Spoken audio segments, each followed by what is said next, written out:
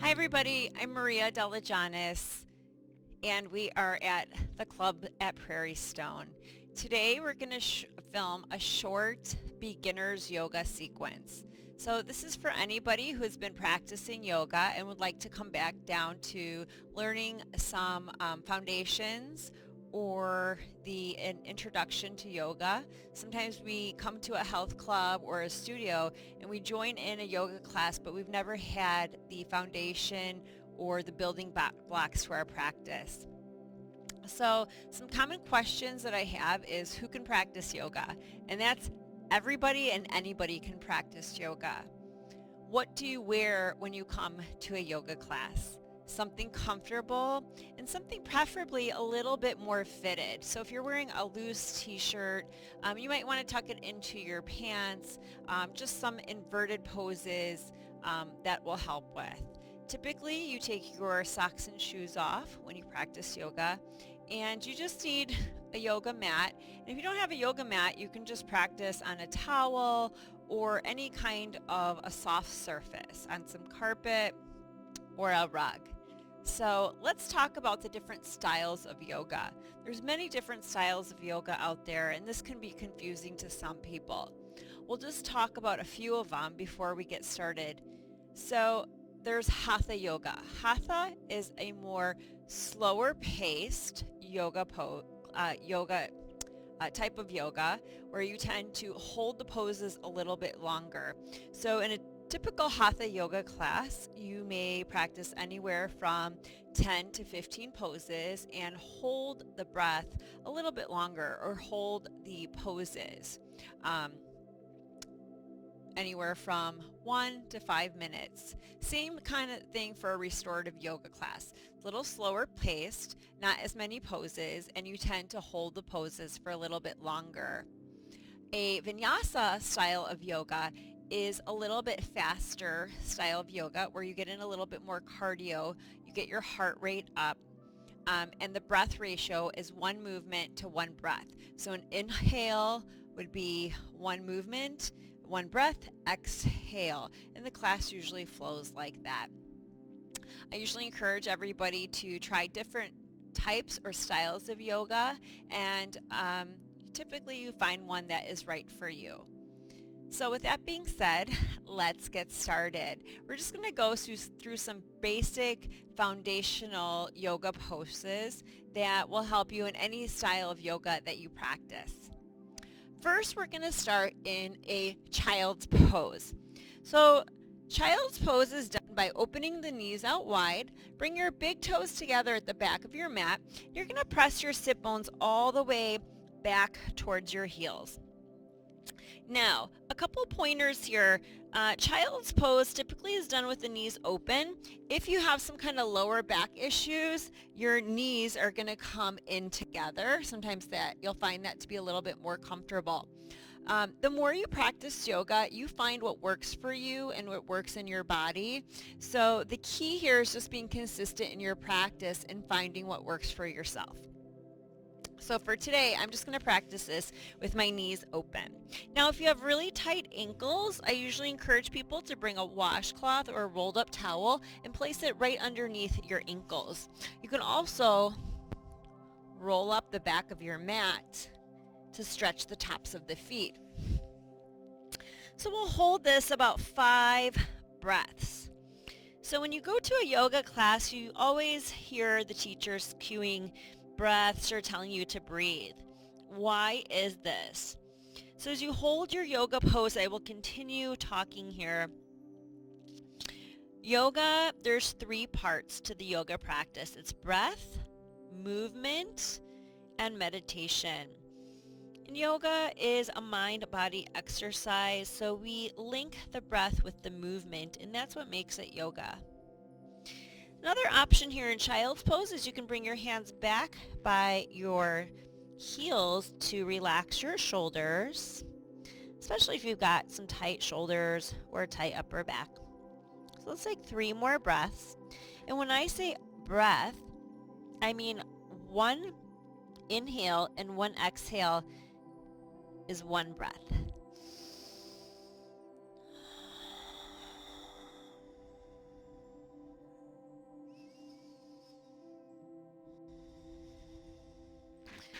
ready, re-extend your arms forward and let's come to what's called all fours pose or table pose.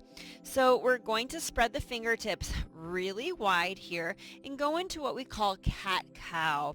So it's just a spinal flexion and contraction or extension. We're going to inhale, draw the heart forward. It's a little bit of a back bend and feel the sit bones pressing to the back of the room as your chest and heart are pulling forward. Cat stretch, tuck your tailbone round and hollow through the back and push the floor away from you, looking towards your navel center. Imagine that your shoulder blades are going to reach up and touch the ceiling and your shoulders are moving down towards the wrists. Let's do this a few more times. Inhale, drawing the heart forward, sit bones moving towards the back of the room. So what are you supposed to feel here? You're supposed to feel a stretch through your abdomen, through your belly. Take another deep inhale and exhale. Tuck your tailbone, round and hollow your back. Let your head completely release here. Don't try and hold your head up. Pull your navel in towards your spine. You could close your eyes or you can even look towards your belly as you continue to pull it in and up. Let's do that again. Inhale, heart pulls forward. The shoulders move back towards the wrists. And last one here, we're going to tuck the tailbone, round and hollow the back.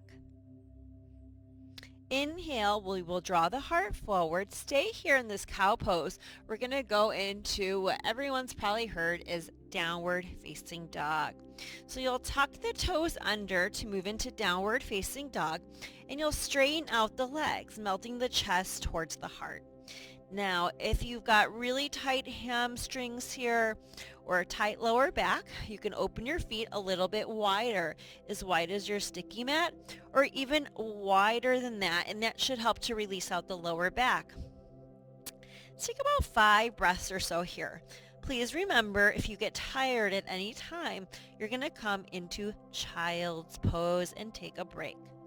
Otherwise, continuously push the floor away here with your hands. So down dog is kind of a neutral pose that we practice in yoga. And its primary function is to stretch and lengthen the spine. And the secondary function of downward facing dog is to stretch the hamstrings, the calves, the arches of the feet. All right, let's take this into a forward fold. So you're going to walk your hands back towards your feet, and your feet should still be about hip distance apart here. You'll grab onto opposite elbows and continue to just fold forward.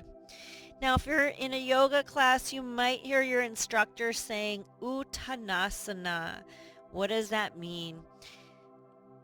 Usually in a yoga class, there's the Sanskrit term, which is just comes from the Indian philosophy, the Hindu philosophy, this old Sanskrit word, and the English translation is forward fold. All right, so from this forward fold, we're going to take monkey pose. Hands to the shins. We're going to inhale, lift up halfway. And then we're going to exhale, go back into our forward fold. Let's do this about 4 more times or so. Inhale, lift up halfway. Feel this extension through your spine. Exhale, forward fold. Inhale, lift your sternum away from your navel center. And you may notice here that this is cat-cow, but we're just doing the standing now instead of on our knees. Last one, inhale and exhale, forward fold. Root to rise or push down through the soles of the feet. Just lift all the way up, coming into what we call Tadasana or mountain pose. So Tadasana or mountain pose is the foundation or the blueprint of all the other poses in yoga. So as you're practicing in a class, think about all the poses that you're doing coming back to Tadasana. What I mean by that is your shoulders over your hips, over your knees, over your ankles. Also, the feet should be parallel into a number 11. Let's go ahead and bring our hands to our heart center. Close your eyes for a moment if it feels comfortable to you. Let's take about 5 soothing breaths here.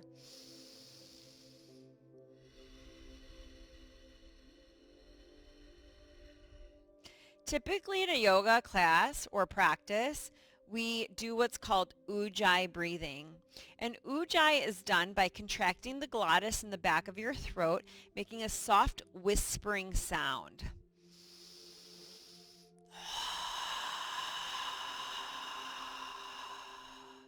So ujjayi helps to lower your blood pressure, relaxes your nervous system, and it energizes your body, just to name a few things.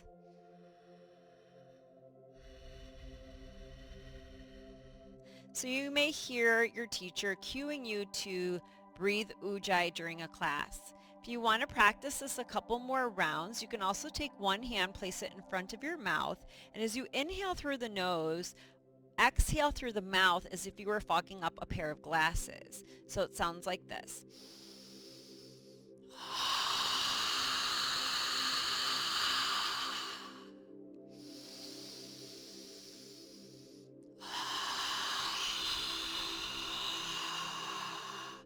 Hopefully with the mouth open, you can feel that restriction in the back of your throat. Once you've got the hang of that, go ahead and close the mouth and continue breathing like this.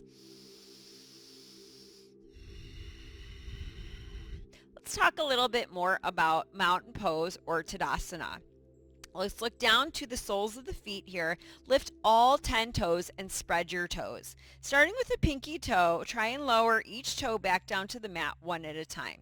Do that a few more rounds. Lift all 10 toes. Push the floor away from you. And then starting with the pinky toe, lower the 4th toe, the 3rd toe, the 2nd, and the big toe. Do that a few more times at your own pace. So as you lift and spread the toes, it creates an arch in your foot, which actually helps to protect your ankle, your knees, your hips, and your lower back. So a lot of times when you're practicing yoga, you'll hear your teacher cue, lift and spread the toes. That's what that means. Inhale, lift, spread, and lower. Staying here with the feet down on the mat, bring your hands to your quadriceps. Engage your quads and relax them. Engage and relax. So as you continue engaging your quadriceps and relaxing them, you'll feel the kneecaps lift as well. This is a great knee strengthening exercise, and it's actually when you're in Tadasana, you should have the quadriceps slightly engaged. Last one, keep the quadriceps engaged, lifting the kneecaps, maybe lift your toes. Now pull your lower belly in. And then try to neutralize your lower rib. So what I mean by that, you don't want to overarch the back, so I'm exaggerating. So my tailbone comes down and my ribs come in. So a lot of times you'll hear a teacher saying, draw your lower ribs in. That's what that means. From here, we're going to take 3 shoulder rolls, just relaxing and releasing the shoulders down towards the hips. And then we're going to move into sun salutations. What is a sun salutation? It's a series of exercises meant to build or create heat in your body, to warm your body and your muscles up for a deeper practice. We'll start with 3 half sun salutations, and then we'll do 3 full sun salutations. Coming to the very front edge of your mat, finding Tadasana or mountain pose. So feet are hip distance apart. Lift and spread the toes out. Engage your quadriceps. Pull lower belly in. Lower ribs pull in. And we're going to inhale, reach the arms all the way up towards the ceiling. See if you can bring your biceps next to your ears. And then exhale. Slow hinge from your hips. Forward fold. And then inhale, halfway lift monkey. So again, it's just like cat-cow, but we're standing on our feet. Exhale, forward fold. Inhale, push down through your feet, reach the arms all the way up towards the ceiling. Exhale, bring your hands down to your heart center. Remember we talked about vinyasa yoga. So vinyasa yoga is one breath, one movement. And in a sun salutation, you typically do that. So we'll do that again. All the upward movements have an inhale, and all the downward movements have an exhale. Inhale, reaching the arms up. Try and bring your biceps next to your ears. Exhale, slow hinge, forward fold. Inhale, halfway lift. Lift your heart, lift your chest, lift your sternum away from your navel. Exhale, hinge and fold forward. Inhale, reach the arms all the way up towards the ceiling. Exhale, bring your hands to your heart center. We'll move into a full sun salutation here. Inhale, reach the arms up. Try and bring those biceps next to the ears. Exhale, bend your knees if you need to. Forward fold. Inhale, halfway lift. Step your right leg and then your left leg back into plank pose, top of a push-up. Now from plank, you often hear people saying chaturanga or take a vinyasa. What does chaturanga mean? It's a four-limb staff pose. So you inhale, look forward, and you exhale, lower down halfway, so you're in a four-limb staff pose. This is chaturanga. From here, let's lower to the belly, and we're going to take a cobra pose. So you're going to untuck your toes, and remember Tadasana or mountain pose. I want you to lift your kneecaps up and engage your quadriceps here. Soften your glutes, pull your navel into your spine, relax through the back of the neck and the head, hands under shoulders. You're going to inhale, slowly lift your head and chest. So this is all upper middle back work. You should feel this in your back. So you're lifting from the back of your body. Keep your head and neck nice and relaxed. Inhale, lift. Exhale, slowly lower yourself down.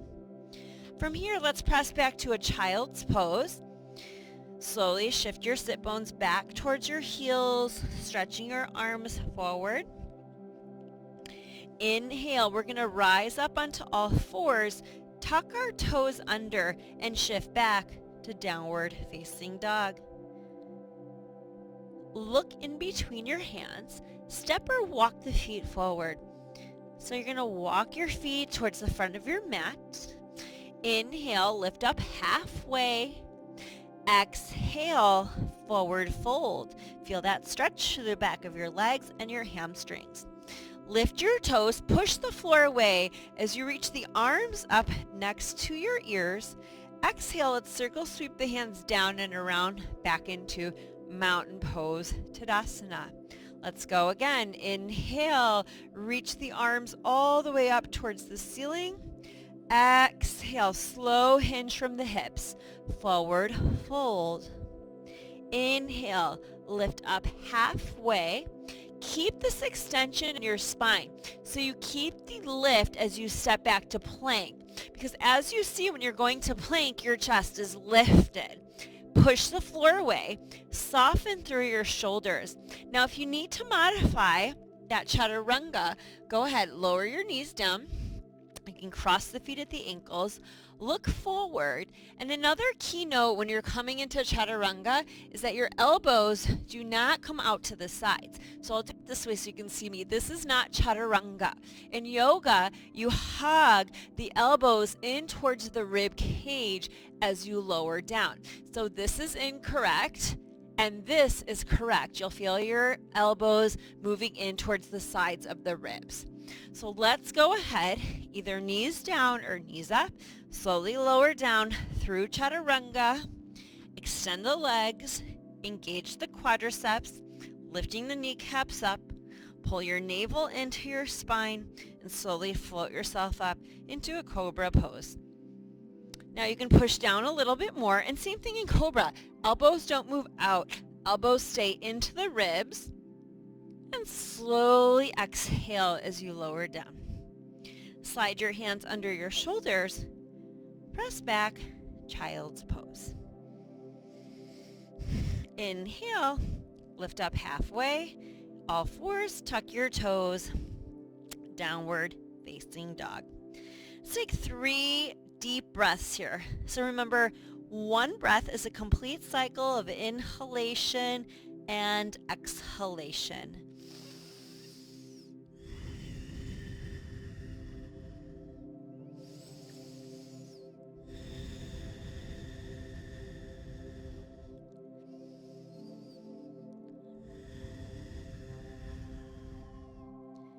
Next, inhale, look forward, bend your knees, step or walk your feet to the front of the mat. Inhale, lift up halfway, and exhale, forward fold. Last one here, we're going to inhale, lift the toes, push the floor away, reach the arms up. Exhale, circle, sweep to hands to heart center. Let's do this one a little bit faster. Inhale, reach the arms up. Exhale, forward fold. Inhale, halfway lift. Exhale, step back to your plank. Keep your chest lifted. Either lower knees down or come down through chaturanga. This is what we call our vinyasa cobra pose. Lifting the heart up, shoulders back and down, elbows hug the ribs. Exhale, lower down. Now more advanced, you can just go right into your down dog instead of your child's pose to transition. This is your practice, so always do what feels good to your body. And it's nice to have these basic poses, these foundational poses, to go back to at any time during your practice. All right, from here, bend your knees, step, walk, or float your feet to the front of your mat. Monkey pose, forward fold. Inhale, rise all the way up into standing, circle, sweep your hands to your heart center. All right, so we did some of our beginning poses, our child's pose with a little breath work, a little cat-cow to warm up the spine. We did sun salutations to create a little heat in the body and the muscles. And now we're going to go into some standing poses. Starting with tree pose, your feet are going to start in mountain pose, Tadasana. Feet parallel to one another like the number 11. We'll start by grounding down through the right foot. You're going to lift your left knee up. Now if you need to, you can place one hand to a chair or to a wall nearby. Hands to the heart center is a little easier for balance. Now you want this rotation to come from your hip. So you're going to slowly start to rotate your left leg out to the left, and you're going to bring your foot either below or above your knee, never pushing on the knee joint. Actively push the floor away with your right foot. So lift the toes of the right foot, lift the quadricep and the kneecap up, soften your shoulders, and then actively press your left knee to the back of the room. Stay and breathe.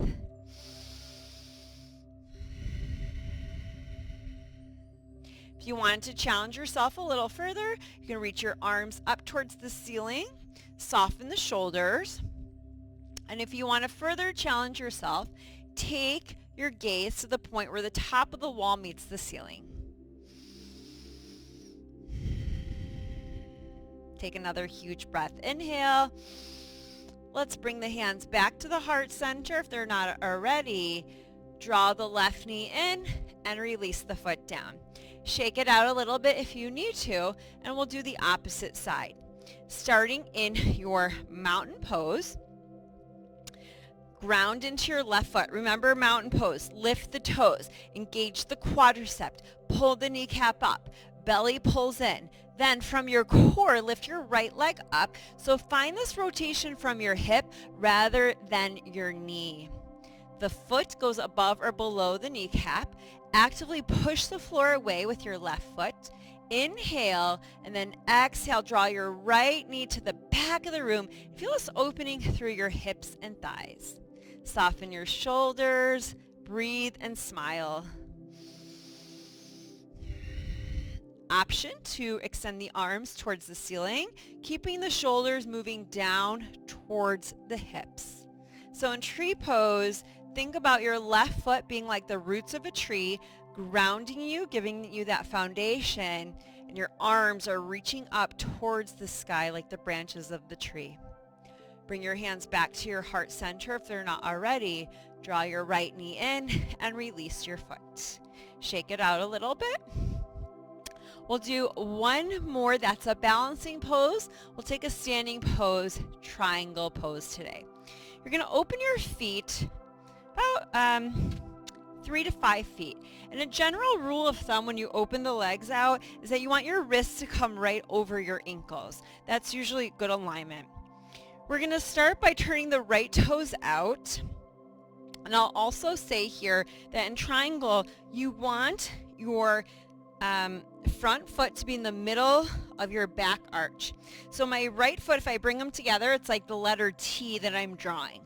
And then from this letter T, I'm going to take my right leg straight back. Inhale, left leg.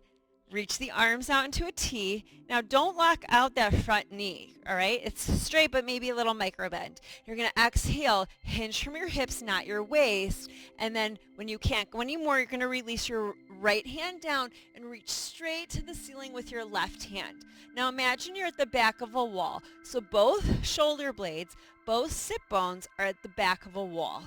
You could even practice this at a back of a wall. Breathe here. Push the floor away again with your feet. Engage your quadriceps. Pull your kneecaps up. Think about cat pose. I'm going to take a little cat pose in your right sit bone. So if you can see my hip here, what happens is our body wants to sink back and it's compressing or gluing together my hip and thigh. You want to tuck the tailbone like we did in that cat stretch and see how it opens up my right hip and thigh here in triangle pose. Another key in triangle pose is that you want to have more of the weight in the inside sole of the right foot, not the outside sole of the foot.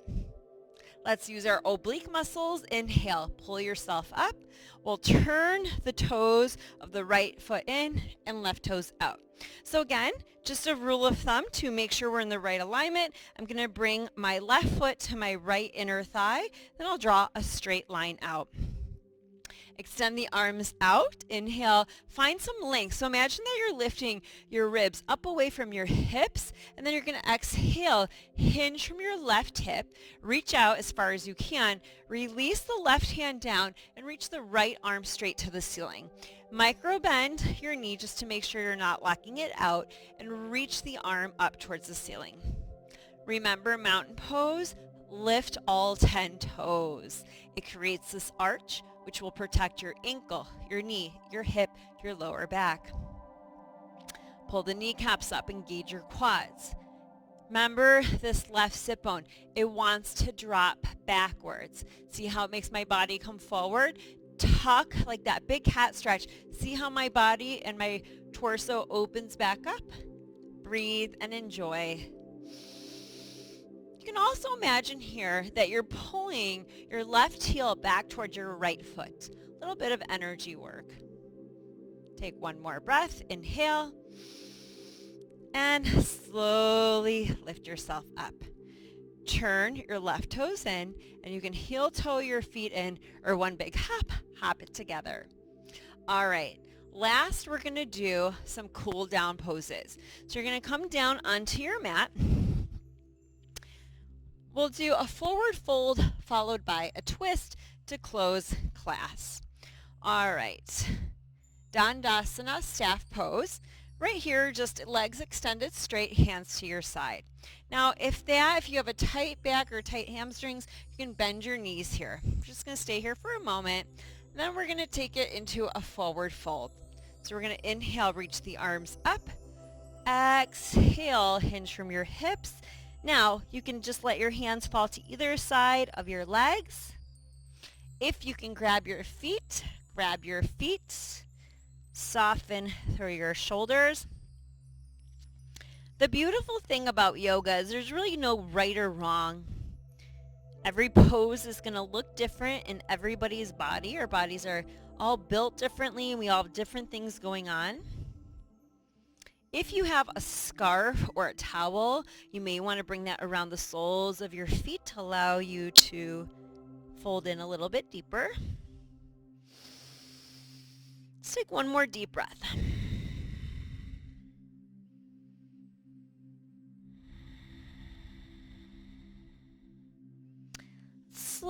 come up from our forward fold and come onto our back. Laying down on our back, hug your thighs into your chest. Slowly rock a little left to right, side to side. You may find here that this is very soothing for your lower back, giving you a little lower back massage. Open your arms to a T and very slowly allow your legs to go to the right side of your body, taking a gentle twist. Relax your shoulders. I like to bring my right hand to my left knee and give myself a little self-adjustment, deepening my twist. Stay and breathe here. So this very short beginner's practice can help to energize your body, release stress or tension from not just the physical body but the mind as well.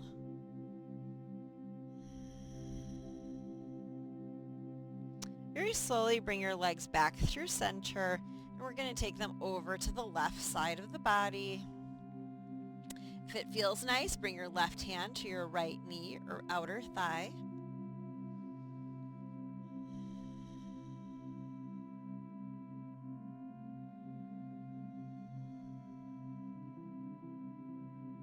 We're going to inhale, bring the legs back through center, and we're going to move into what we call Shavasana, or final relaxation pose.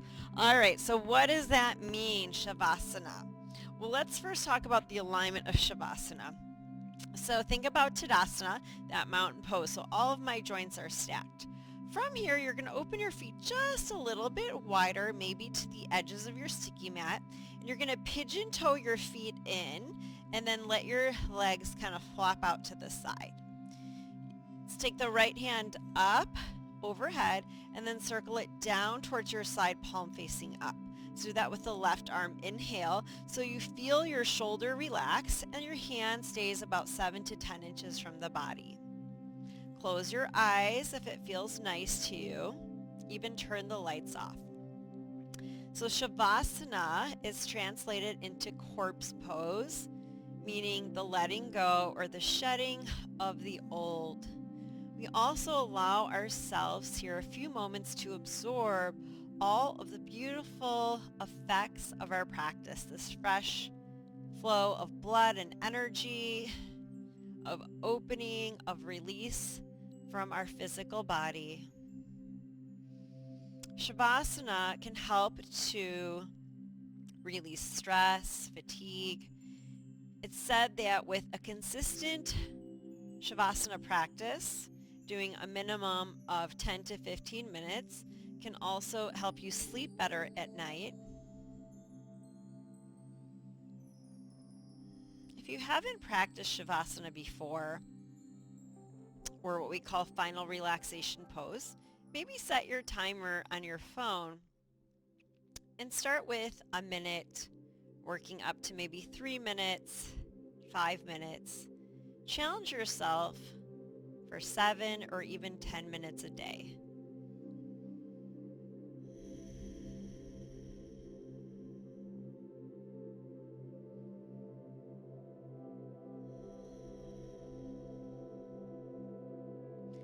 Come out of Shavasana, you're going to reach your arms overhead. Take a deep stretch. One last time, you'll draw your thighs to your chest, and you'll slowly roll to either your right or left side, making a pillow with your bottom arm. Just pausing here without anticipating what's to come next. So this is nice to continue to keep the nervous system nice and relaxed, just transitioning very gently. When you're ready, you'll use as little effort as possible. You're going to bring yourself back into a seated position. We're going to take 3 breaths together here just to close our practice. Ever so gently reach the arms overhead, gathering some positive energy, some light, some love, and exhale it down into your heart center. Let's inhale, reach the arms up, maybe gathering whatever it is that you need today. And exhale, drawing it into your heart center. Last breath, inhale, reaching the arms overhead. Exhale, hands come into the heart center. And you always hear people saying namaste at the end of a yoga class. What does that mean? Namaste is just a simple, I bow to you, you bow to me. It's also just recognizing the light or the life within one another.